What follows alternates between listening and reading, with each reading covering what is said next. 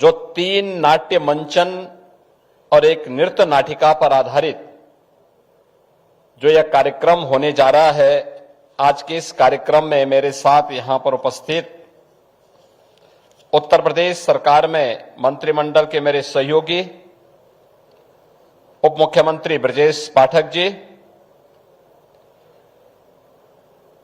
इस कार्यक्रम के संयोजक और उत्तर प्रदेश सरकार में कृषि और कृषि शिक्षा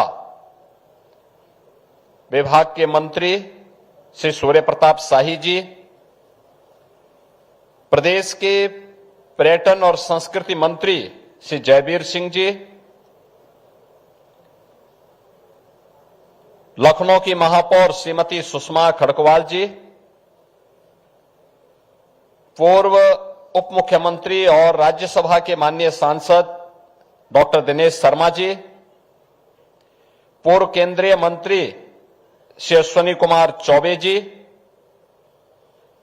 सुपौत्र राष्ट्रकवि दिनकर जी के श्री ऋत्विक उदयन जी और दिनकर जी के साहित्य को लेकर के निरंतर देश भर में इस अभियान को आगे बढ़ाने वाले दिनकर स्मृति न्यास के अध्यक्ष श्री नीरज कुमार जी, संस्कृति विभाग के हमारे सभी अधिकारीगण और उपस्थित बहनों और भाइयों, आज मुझे बहुत आनंद की अनुभूति हो रही है कि साहित्य के एक ऐसे सलाहकार पुरुष के प्रति हम सब अपनी कृतज्ञता ज्ञापित करने के लिए आज लखनऊ में जो प्रदेश की राजधानी है वहां पर एकत्र हैं, जहां पर हम उस कालजयी काव्य कृति पर आधारित जो एक नाट्य श्रृंखला है, मंचन है, उसको देखेंगे। आप देखेंगे कैसे सरस्वती माई दिनकर जी की जिह्वा पर विराजती थी और कैसे उनकी लेखनी शब्दों को पिरोती थी। वह आज रश्मि रथी के इस मंचन के माध्यम से हम सबको देखने और सुनने को मिलेगा। मैं इस अवसर पर दिनकर जी की स्मृतियों को नमन करते हुए उन्हें विनम्र श्रद्धांजलि अर्पित करता हूं।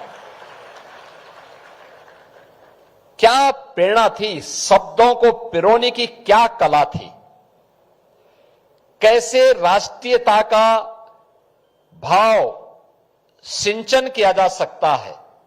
मेरे सामने जब ये प्रस्ताव श्री नीरज कुमार जी ने मेरे पास भेजा था, एक पत्र भेजा था, और हमारे कृषि मंत्री मेरे पास आए थे कि ये कार्यक्रम क्या हो सकता है। मैंने कहा कि कार्यक्रम हो सकता नहीं, कार्यक्रम होना है, आप तिथि तय करवाइए। और मैं चाहता हूं कि उस दिन मैं यहां मौजूद रहूं, उस दिन मैं यहां पर मौजूद रहूं। आज तो दिनकर जी की पावन पुण्यतिथि भी है और इसीलिए आज उनका स्मरण हम सब के लिए उनकी साहित्यिक सेवा के प्रति कृतज्ञता ज्ञापित करने का भी एक अवसर है। बहनों और भाइयों, मैंने कहा भी उस दिन रखे जिस दिन मैं भी उस कार्यक्रम में भागीदार बन सकूं, क्योंकि आप देखते होंगे कि मैं अक्सर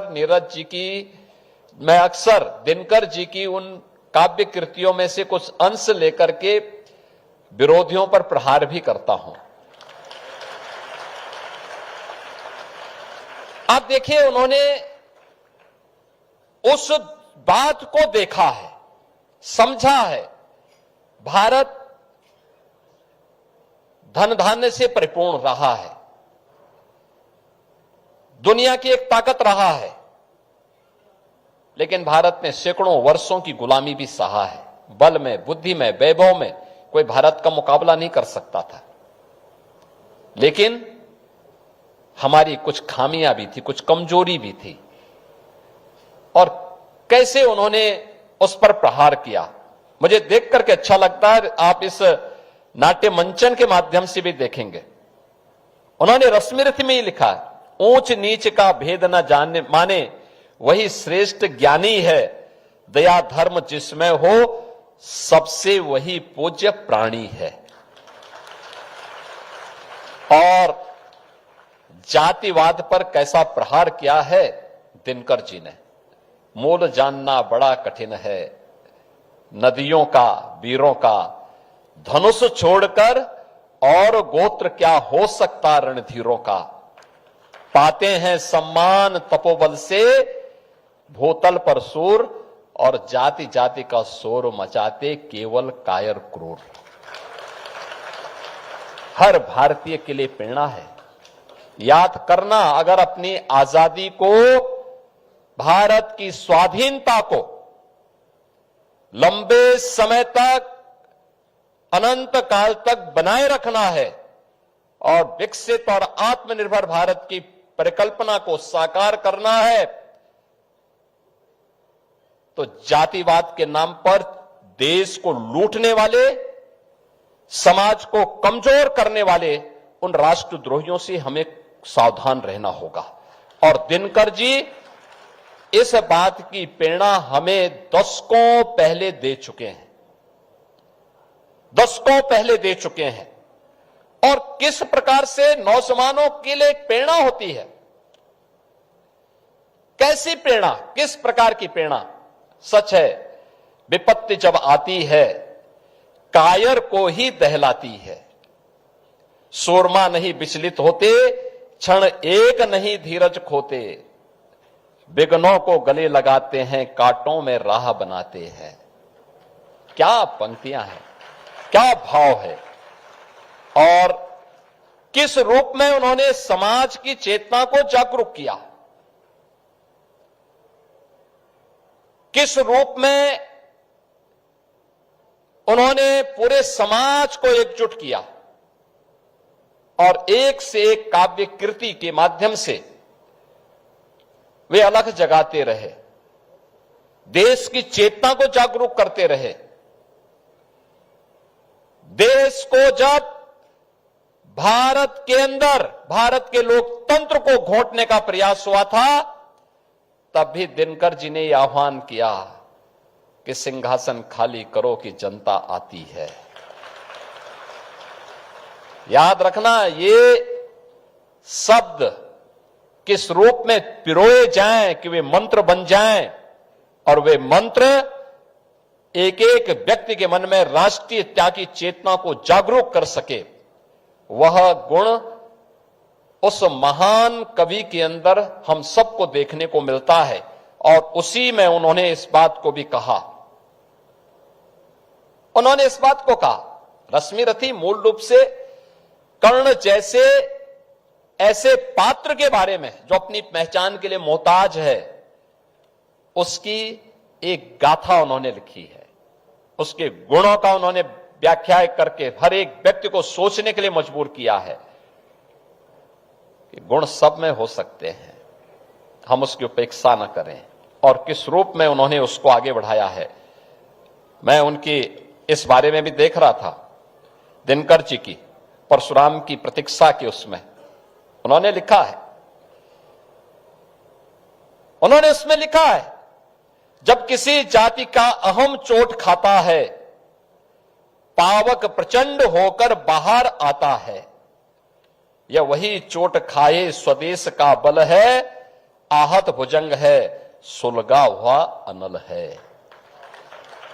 बहनों और भाइयों, आज आप सबको रश्मि रथी के इस नाट्य मंचन को देखने का अवसर प्राप्त होगा, और मुझे लगता है कि इसको प्रत्येक स्थान पर आगे बढ़ाना चाहिए। और मैं तो इसके बारे में कहूंगा, मैंने संस्कृति विभाग से भी कहा, ऐसे साहित्यिक कृतियों पर आधारित आज की पीढ़ी के लिए एक नई प्रेरणा है, और उस प्रेरणा को आगे बढ़ाने की आवश्यकता है। आज यहां पर अभी थोड़ी देर में वह नाट्य मंचन होगा। कल यहीं पर स्वामी विवेकानंद पर आधारित एक नाट्य मंचन का कार्यक्रम यहां पे होना है, शाम को ठीक 6 बजे। और स्वामी विवेकानंद वह एक प्रेरणा है हर भारतीय के लिए। वे एक सन्यासी हैं, लेकिन प्रेरणा है हर भारतीय के लिए, हर युवा के लिए। वैश्विक मंच पर भारत की वैदिक परंपरा को, भारत की सनातन परंपरा को सम्मान दिलाने वाला एक सन्यासी, ज्ञान को विज्ञान के साथ जोड़ करके तत्कालीन समाज को उसके अनुरूप तैयार करने वाला सन्यासी, भारत की चेतना को जागरूक करने के लिए पूरे ताकत के साथ लगने वाला एक सन्यासी, और उन पर आधारित नाट्य मंचन। क्योंकि स्वामी विवेकानंद जी ने शिकागो की धर्म सभा के बाद अपनी जो यात्राएं भारत के अंदर की थी, उनमें लखनऊ भी था, अयोध्या भी था, काशी भी था और उत्तर प्रदेश के कई स्थल थे। और आज कल हमें इस पर जानने का अवसर प्राप्त होगा। और 26 को लोकमान्य तिलक जी पर, याद रखना 1916 में तिलक जी ने भारत की स्वाधीनता के लिए स्वराज मेरा जन्मसिद्ध अधिकार है और मैं इसे लेकर के रहूंगा, इसका उद्घोष इसी लखनऊ में किया था। लखनऊ में जो भारत की आजादी का मंत्र बना था। ये कार्यक्रम होंगे और 26 को ही अटल स्वरांजलि का कार्यक्रम, अटल जी की कविताओं पर एक नृत्य नाटिका भी यहां पर होनी है। यह अटल जी का शताब्दी वर्ष अभी बीता है और अटल जी के शताब्दी वर्ष में लखनऊ में राष्ट्र प्रेरणा स्थल का निर्माण भी हुआ है। लखनऊ एक लंबे समय तक अटल जी की कर्म भूमि रही है और सदैव अटल जी पर, उनकी कविताओं पर आधारित एक कार्यक्रम ये 26 को यहां पर सुनने जानने का अवसर प्राप्त होगा। मैं इस अवसर पर अपने कलाकारों से भी कहूंगा, जो हमारे विभिन्न संस्कृति विभाग से जुड़े हुए कलाकार हैं, भातखंडे संस्कृति विश्वविद्यालय है, हमारे अन्य जो संस्थान हैं, उनके युवाओं को भी यहां पर इस कार्यक्रम में सहभागी बनाना चाहिए। जिनकी परीक्षाएं नहीं हुई, आए देखें, तो उनको लाने ले जाने की व्यवस्था करनी चाहिए। स्पेशल कार्यक्रम उनके लिए आयोजित होने चाहिए। वे जाने तो साहित्य के बारे में, क्योंकि साहित्य वास्तव में यही समाज का वास्तविक दर्पण होता है। दर्पण जैसा होगा, चित्र वैसे ही होगा। राष्ट्र को कैसा बनाना चाहते हैं, इस साहित्यिक कृति उसका आधार बनेगा और उसी से हम प्रेरणा प्राप्त करेंगे। मैं आज के इस अवसर पर इन सभी विभूतियों पर आधारित जो एक कार्यक्रम हो रहे हैं, जिसमें दिनकर जी की पुण्यतिथि के अवसर पर उनकी ही जो कालजयी काव्यकृति है रसमिर्थी, उसकी हीरक जयंती वर्ष के अवसर पर आज हम सब उस पर आधारित इस नाट्य श्रृंखला को यहां पर आज उसको देखेंगे। मैं दिनकर जी की स्मृतियों को नमन करता हूं, स्वामी विवेकानंद जी की स्मृतियों को नमन करता हूं, लोकमान्य बाल गंगाधर तिलक, जिन्होंने महाराष्ट्र के अंदर गणपति महोत्सव के कार्यक्रम को आगे बढ़ा करके सांस्कृतिक चेतना के माध्यम से राष्ट्र चेतना को एक नई ऊंचाइयां दी। ये वही चेतना है और वही चेतना का प्रभाव लखनऊ में 1916 में उसकी अनगूंज हुई थी कि स्वराज मेरा जन्मसिद्ध अधिकार है, मैं इसको लेकर के रहूंगा। तिलक जी ने यहीं पर लखनऊ में इसका उद्घोष किया था और उनकी स्मृति में 2017 में हम लोगों ने एक आयोजन लखनऊ में किया था। तत्कालीन राज्यपाल हमारे उस समय, उन्होंने इसके लिए प्रेरणा दी थी और हम लोगों ने एक भव्य आयोजन किया था। तिलक जी के परिवार के सदस्यों को भी उसमें आमंत्रित किया था और सदैव अटल जी की तो एक कर्म भूमि है। इस कर्म भूमि में यह आयोजन अत्यंत प्रेरणादायी है। मैं आज के इस अवसर पर एक बार फिर से यहां पर आयोजकों को, शाही जी को, नीरज कुमार जी को, संस्कृति विभाग को और उनकी पूरी टीम को हृदय से धन्यवाद देता हूं। और मैं इस अवसर पर नीरज जी के, आपके दिनकर जी के जो सुपौत्र हैं ऋत्विक उदयन जी, वे स्वयं इस कार्यक्रम में भागीदार बन रहे हैं, उनका भी हृदय से अभिनंदन करता हूं और विश्वास करता हूं कि ये साहित्यिक धारा अनवरत आगे बढ़नी चाहिए, समाज और राष्ट्र के लिए एक प्रेरणा होगी। आप सबकी उपस्थिति आज के इस अवसर पर अत्यंत महत्वपूर्ण है। मैं आप सबके प्रति भी अपनी शुभकामनाएं देते हुए वाणी को विराम देता हूं। धन्यवाद। जय हिंद।